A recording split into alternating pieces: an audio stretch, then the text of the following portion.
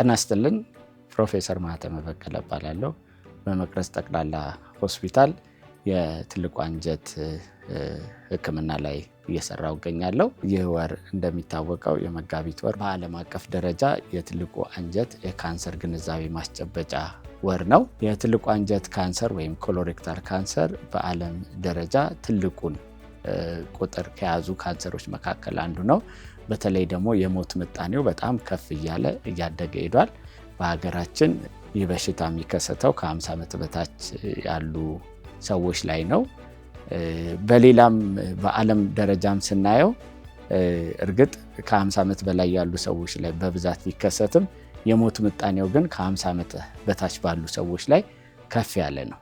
ይሄም ምክንያቱ ሰዎች ዘግይተው ወደ ሕክምና በመምጣታቸው ምክንያት ነው። እንግዲህ ቁጥር ምጣኔውን ብናይ በኢትዮጵያ የትልቁ አንጀት ካንሰር አንደኛ ደረጃ ይዞ ይገኛል በወንዶች ላይ። በሴቶች ላይ ደግሞ ከጡትና ከማህፀን ጫፍ ካንሰር ቀጥሎ ይገኛል።